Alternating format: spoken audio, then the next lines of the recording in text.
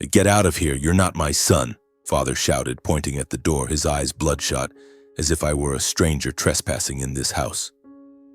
I stood there, my heart pounding, my offer to help, the last bridge to mend things, mercilessly crushed by him. Mother sat in her chair, hands covering her face, sobbing uncontrollably but saying nothing. Luke, my younger brother, turned away, his gaze as cold as ice. I wanted to scream, to ask them why, after everything I'd done, they still saw me as a failure. But I stayed silent, walked to the door, and the heavy thud of the wooden door slamming behind me felt like the final punctuation mark on a family bond that had long been fractured. I am Adrian Carter, 37 years old. 5 years ago, I poured my heart and all my savings into building a restaurant called Adrian's Bistro. A dream I'd nurtured since my college days, fantasizing about a place where people would gather, laugh, and savor unique dishes crafted by my own hands. But at the time, my family saw that dream as a fanciful whim, like a candle flickering in the wind, liable to go out at any moment. I grew up in a well-off family in a large suburban house where the walls were adorned with paintings and the bookshelves groaned under the weight of classic novels. My parents, Mr. and Mrs. Carter, were the epitome of stability. Father, a retired accountant, always took pride in the balanced figures in the family ledger. Mother, a literature teacher, loved Shelley's poetry and often spoke of her youthful dreams of becoming a writer, though she chose the safer path. They had a spacious house, a few savings accounts, and a steadfast belief that a good life was a risk-free one. I loved them, but sometimes that love felt heavy, like a shadow I couldn't step out from. Then there was Luke, my brother, 5 years younger, whom the family called the Pride.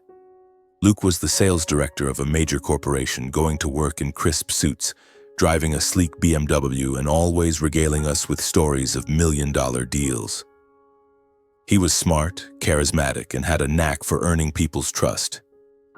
My parents looked at Luke as if he were a beacon, proof that they'd done everything right. I wasn't jealous, honestly. I just wished sometimes that they'd look at me with the same eyes. My restaurant sat on a bustling street corner with a wooden sign bearing its name and small windows framed with red curtains. I opened it 2 years ago, using up all my savings and taking out a hefty loan. I wanted to create a warm place where diners wouldn't just eat but feel the passion I poured into every dish. But reality was harsher than I'd imagined. Customers came sparingly, bills piled up, and every night I sat alone in my tiny office, staring at the negative numbers on the balance sheet, wondering if I'd been wrong to choose this path. My family knew. They didn't say it outright, but I could see it in Mother's eyes when she stopped by, glancing at the empty tables and sighing. Father was more direct. "Adrian, you should find a stable job," he said, his voice flat like he was reading a financial report. "A restaurant is a gamble and you're not a card player." I smiled, nodded, but inside something shattered. I didn't want them to worry, but I also didn't want to give up. The restaurant wasn't just a job, it was me.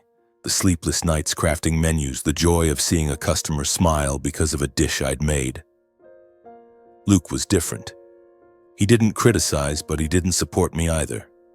Once when I invited him to eat at the restaurant, he looked around, raised an eyebrow, and said, "This place, it's cozy, but how are you going to manage with all that debt?" I didn't answer. I didn't know what to say. Luke didn't understand, and I didn't blame him. He lived in a world of big numbers and secure contracts, while I lived on hope and fragile dreams.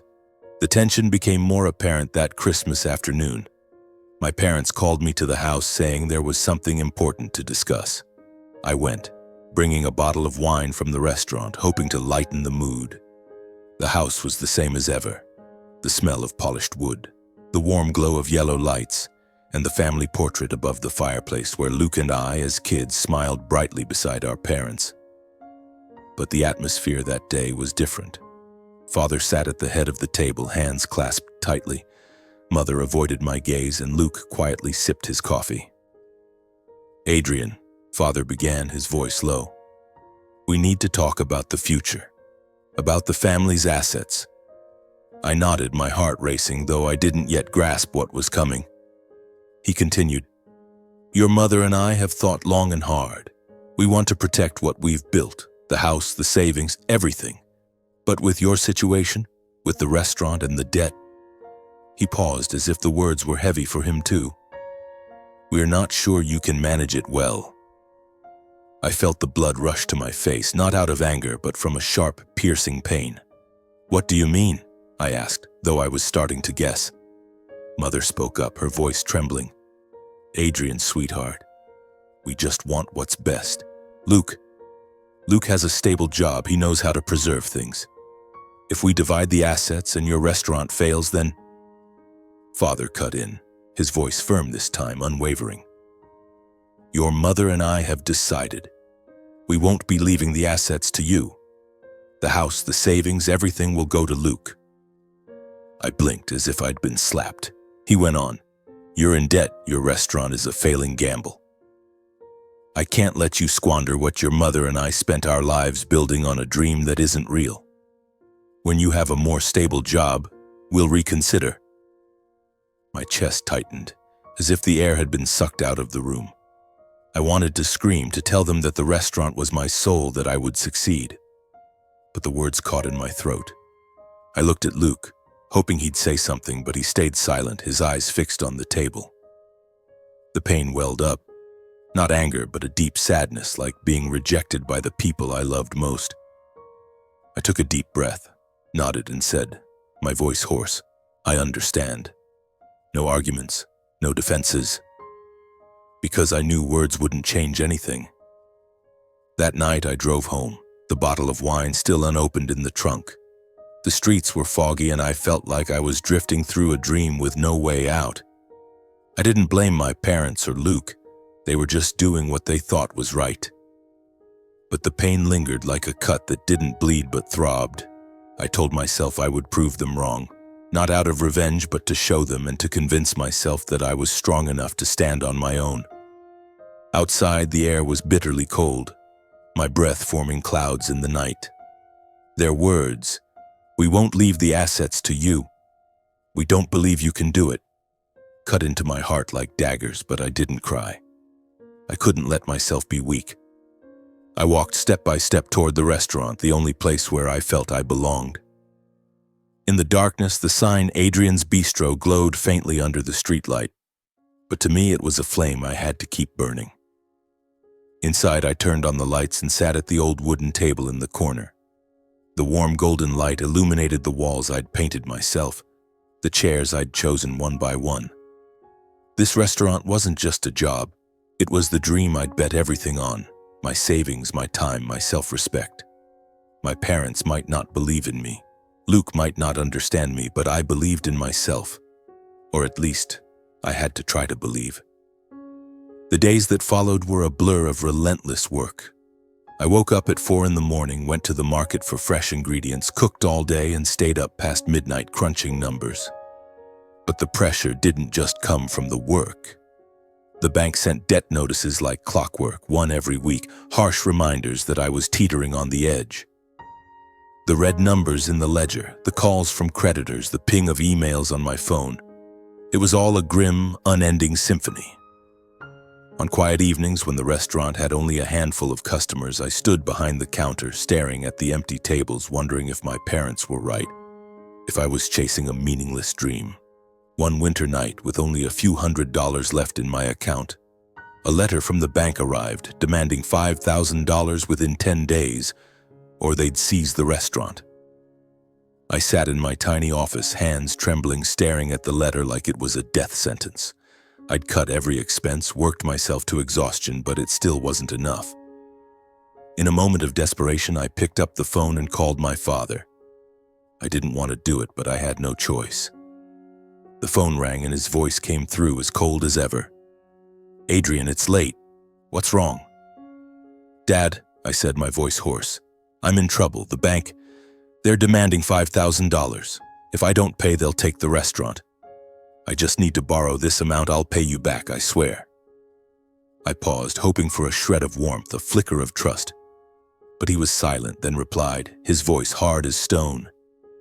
"Adrian, I've told you before. Your restaurant is a mistake. Close it down. Get a stable job. I can't throw money at something that's about to collapse. My chest tightened, like I was being suffocated. Dad, this is my dream, I whispered, but he cut me off. Dreams don't pay debts. Don't call about this again. He hung up. I sat there, phone in hand, tears welling up, not because of the debt, but because my father, the man I thought would always have my back, had turned away. That pain cut deeper than the debt notice, weighed heavier than the negative numbers in my books. But I wiped my tears, stood up, and told myself, if Dad doesn't believe in me, I'll save myself. The challenges piled up, but I didn't give up. I couldn't. If I fell, I'd prove them right. I started changing how I worked. I learned to manage costs, cutting expensive dishes that few ordered, negotiating with suppliers for better prices. I taught myself marketing, posting on social media, taking photos of dishes under warm lighting, writing short stories about the origins of each recipe, like the pumpkin soup inspired by my first autumn in college. Slowly, customers started coming. An elderly couple praised the braised beef. A small family snapped photos of the dessert I'd made. Those moments, however small, were the fuel that kept me going. But I didn't do it alone. Marcus, my best friend from high school, was the one who pulled me through the darkest days. Marcus wasn't a businessman, didn't know a thing about restaurants, but he had a big heart and a practical mind. One afternoon, as I sat in my office staring at a pile of bills, Marcus walked in, tossed a coffee on the desk, and said, "You look like you're about to die, Adrian. Spill it, how can I help?" I gave a weak smile, but he wouldn't let me brush it off. He sat down, forced me to tell him everything about the debt, the call with my father, the fear of losing the restaurant. Marcus didn't offer a magic solution, but he gave me what I needed most. He believed in me. He spent the whole weekend helping me build a business plan, analyzing costs, brainstorming ways to attract new customers. He connected me with a local food supplier, helping me lower ingredient costs while maintaining quality. He even stood on the street handing out flyers, wearing the apron I gave him, grinning ear to ear despite the drizzling rain. "If you fail, I fail," he said. And I knew he meant it. Marcus's support was a light in the tunnel.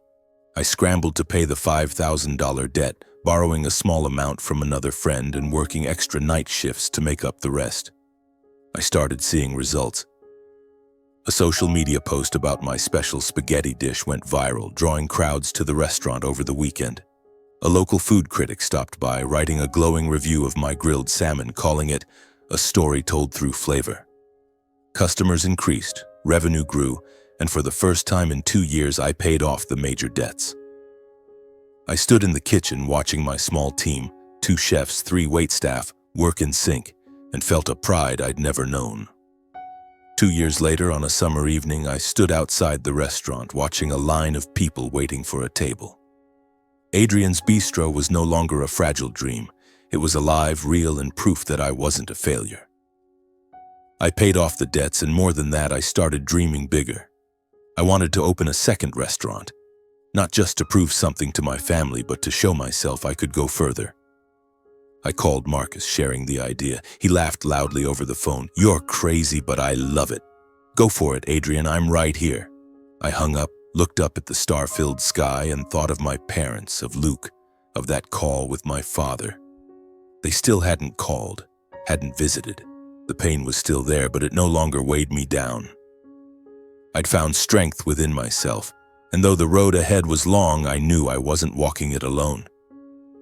That night, I wrote a plan for the second restaurant on a piece of old paper, each line a promise to myself. I didn't know what the future held, but I knew one thing: I wouldn't stop. Not for them, but for me. In the spring of the 3rd year, I stood before my new restaurant, Adrian's Haven, a name I chose to evoke a sense of peace, like a sanctuary amidst the storms of life. The wooden sign was hand-carved, the neon lights casting a soft glow on the word Haven, warm and inviting. Inside, tables were draped with white linen. Small vases of flowers adorned each one, and the scent of freshly baked bread wafted from the kitchen.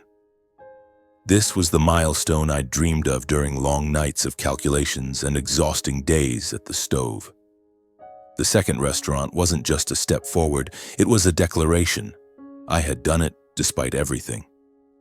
Preparing for the opening was a race against time. I worked tirelessly from curating the menu, the seared cod with passion fruit sauce as the highlight, to training the new team. Marcus, as always, was by my side, helping check the guest list, ensuring everything was perfect. "You're building an empire, Adrian," he said, clapping my shoulder, his eyes sparkling with pride. I smiled, but inside there was an emptiness. I wanted to share this moment with my family. I wanted my parents to see what I'd built, wanted Luke to understand that my dream wasn't a delusion. Summoning all my courage, I called to invite them. First, my mother. The phone rang for a while before she answered, her voice soft but distant. "Mom, I'm opening the new restaurant on Saturday," I said, trying to keep my tone steady. "I'd really love for you and Dad to come. It's important to me." She was silent for a moment, then replied, "I'll see, Adrian. But your father and I have been very busy lately." My heart sank, but I nodded, though she couldn't see. Then I called Luke. He picked up right away, but his voice was rushed like he was in the middle of a meeting. "Opening? Sounds great, bro," he said. "But I'm booked this weekend. Good luck, okay?" He hung up before I could say anything more. I stood there, phone in hand, feeling like a child left behind at the playground. But I didn't let myself sink into sadness. I had work to do. The opening day arrived and the restaurant shone like a painting. Guests filled the space, from loyal patrons of Adrian's Bistro to new faces Marcus had invited. Laughter rang out, glasses clinked, and my team moved in harmony, delivering meticulously crafted dishes. A food journalist snapped photos asking me about the inspiration behind Haven. I answered, smiling, but my eyes kept drifting to the door, hoping for a familiar figure. They didn't come. Not my father, not my mother, not Luke. As the night wound down, I stood at the bar watching the restaurant empty out. Marcus approached, handing me a glass of wine. "You did it, Adrian. Look at this place. You're a star." I nodded, but my smile was forced. "They didn't come, Marcus," I said, my voice hoarse. He placed a hand on my shoulder, saying nothing. He understood. He always did. The disappointment sat like a heavy stone in my chest. I'd thought this success would change everything, that my parents would see I wasn't a failure, that Luke would look at me differently. But they didn't care. They had their own lives, their own beliefs, and I wasn't part of them. That night I returned to my small apartment, sat on the sofa, and looked out the window. The city glowed brightly, but I felt lonelier than ever. The next morning I went back to the restaurant. I didn't let the pain hold me back. If my family wouldn't acknowledge me, I'd acknowledge myself. I dove into work, refining the menu, launching cooking workshops to attract new customers. Adrian's Haven quickly gained fame, featured in food magazines, becoming a favorite for those who loved refined cuisine. I used the profits to invest in a third restaurant, then a fourth. Each restaurant was a story, a piece of me, and I built them with all my heart. Marcus stayed by my side, helping manage the growing chain of restaurants. "You're not stopping, are you?" he asked one day as we sat in the new office, reviewing plans for the fifth restaurant. I smiled, this time genuinely. "No, Marcus, I'm not stopping." I wasn't doing this to prove anything to my family anymore. I was doing it because I wanted to, because I knew I could. But sometimes, in quiet moments, I thought of my parents, of Luke. I wondered how they were, if they'd heard about me in the news, if they felt even a flicker of pride. I wasn't angry at them, but I no longer waited for them. I'd learned to walk alone, and that path, though difficult, had led me to where I belonged. 3 years had passed since the opening of Adrian's Haven. I was no longer the man trembling before a debt notice or standing silently watching empty tables. Now I owned 5 restaurants, each one a piece of my soul. Adrian's Bistro remained the heart, but Haven and the 3 new additions, Ember, Lumen, and Harbor, had made me a name in the culinary world. The press called me the storyteller through food. Articles praised my braised beef and red wine. My cooking workshops were fully booked, and I had a knack for turning simple ingredients into unforgettable experiences. I provided jobs for dozens of people, from young chefs to waitstaff, and every day seeing the bustling crowds, I felt I was truly living. But success didn't erase the scars. I still remembered that Christmas night when my parents said they didn't believe in me, the distant look in Luke's eyes when I invited him to the opening. I no longer waited for their calls, no longer hoped they'd walk into my restaurant and say, "Adrian, you've done well." I had learned to live with that void, turning it into fuel. I invested in the community, offering free cooking classes for young chefs, donating food to charity kitchens. I was building a legacy, not to prove anything to them, but to prove it to myself. Then one day, everything changed. I was in the office at Lumen, reviewing plans for a 6th restaurant when my phone rang. It was my mother's number. I hesitated, my finger hovering over the screen. We hadn't spoken in 3 years, save for brief birthday texts. I took a deep breath and answered. "Adrian," her voice trembled, no longer the gentle tone I remembered. "Are you free? Your father and we want to see you." I heard something in her voice, desperation. "What's wrong, Mom?" I asked, my heart pounding. "Just come, please. At the house tonight." I agreed, though a sense of unease welled up inside me. I arrived at the old house, once a home, but now a place that stirred painful memories. The house was still beautiful, but something felt worn. Peeling paint, the flower garden my mother cherished, now overgrown with weeds. I knocked and my mother opened the door, her eyes red, her hair grayer than I remembered. My father sat in the living room, his back hunched, no longer the confident man who once declared I wasn't trustworthy. Luke was there in a wrinkled shirt, no longer the polished figure he used to be.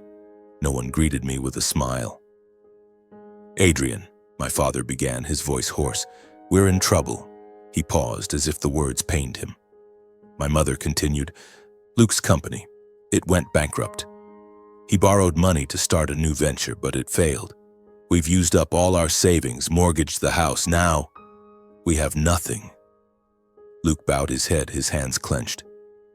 I looked at him, my brother who was once the family's pride, now a shadow of himself. "We need your help," my mother said, her voice breaking. "You've succeeded, Adrian. You can save us." I sat there, silent, emotions surging like waves. Part of me wanted to shout, "Why now? Why, after you turned your backs on me, called my dream meaningless?" But another part, the part that still loved them, ached to see them like this. I thought of the nights I wrestled with debt, the days when no one in the family asked how I was. I thought of Adrian's bistro, of Marcus, of the customers who believed in me, and I realized I didn't owe them, but I also didn't want to be the one to turn away.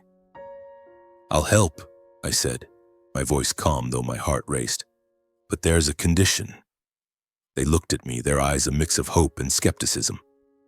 "Dad, Mom, Luke, I want you to work at my restaurants." Starting from the bottom, waitstaff, receptionist, kitchen assistant. "I want you to understand my work, to see its value. If you agree, I'll pay off the family's debts and save this house." Silence enveloped the room. Then my father shot up, his face flushed.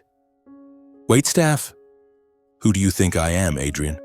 I worked my whole life to build this family, and you dare humiliate me?"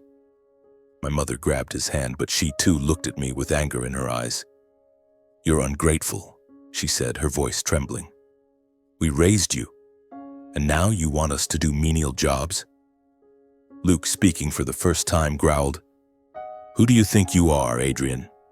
Just because you have a few restaurants, you think you're better than us?" I wasn't surprised, but their words still cut like knives. "I'm not trying to humiliate anyone," I said, keeping my voice steady.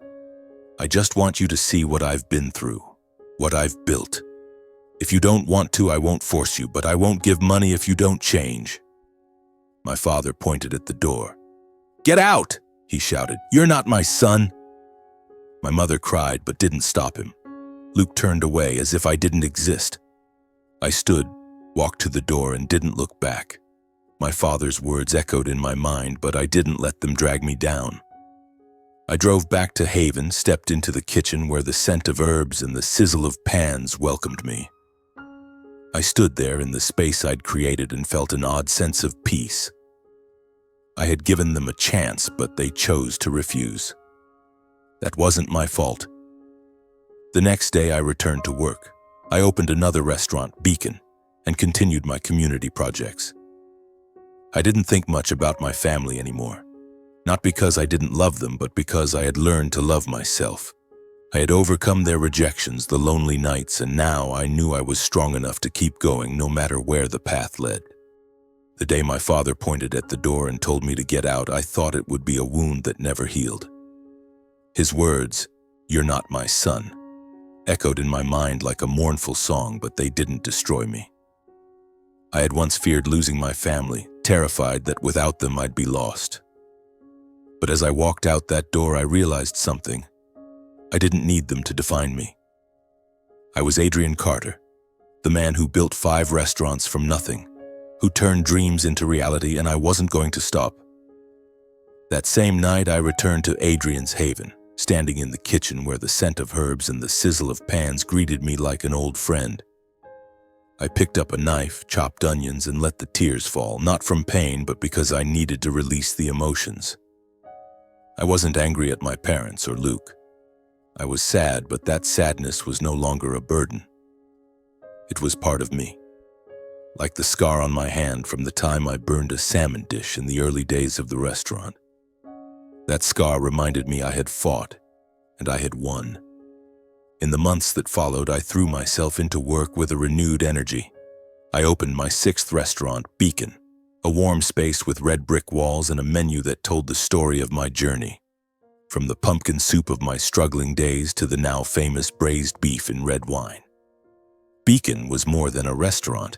It was a lighthouse guiding people like me, those who had been doubted but refused to give up. The press continued to write about me, calling me an inspiring entrepreneur. I appeared on a culinary TV show, standing before the cameras, sharing how I turned failure into motivation.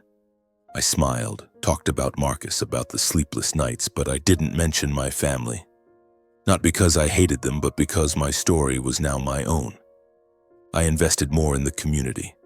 I launched a program to support young chefs, offering scholarships and practice space in my restaurants.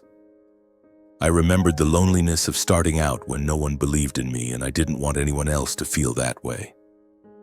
One afternoon, I stood in the kitchen of Bistro, teaching a young girl named Mia how to make beurre blanc sauce. She was clumsy, spilling the pan, but her eyes lit up when I said, "It's okay, try again. Keep going, you'll get it." Looking at Mia, I saw myself 10 years ago, full of ambition, full of fear, but unwilling to stop. Helping her, helping others like her, made me feel I was leaving a legacy bigger than my restaurants. I also expanded my charitable efforts. Once a month, Haven hosted a free dinner for the homeless, where I personally cooked simple but comforting dishes: potato soup, toasted bread, and hot tea. Those diners, with their tired but genuine smiles, reminded me that happiness wasn't in money or fame, but in moments of connection.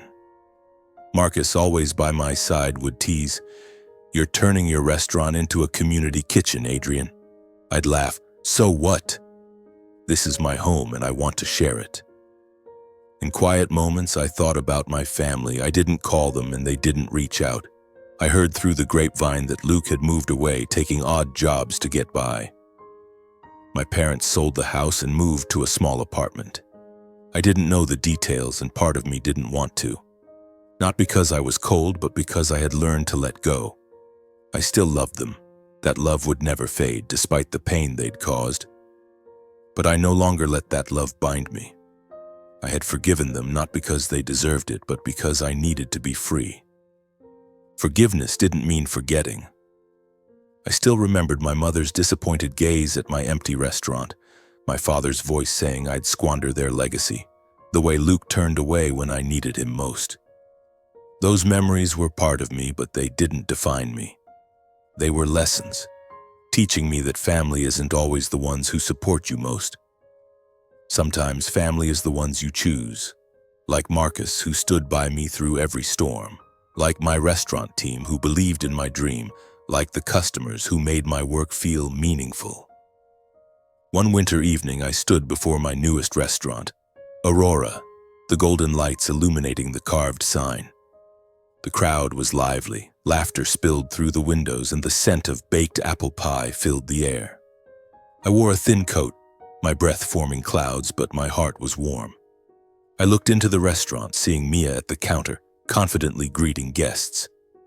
Marcus, now the chain's manager, checking the books, and the diners raising their glasses, sharing their stories. This was the world I'd built, not to prove anything to anyone, but to live true to myself.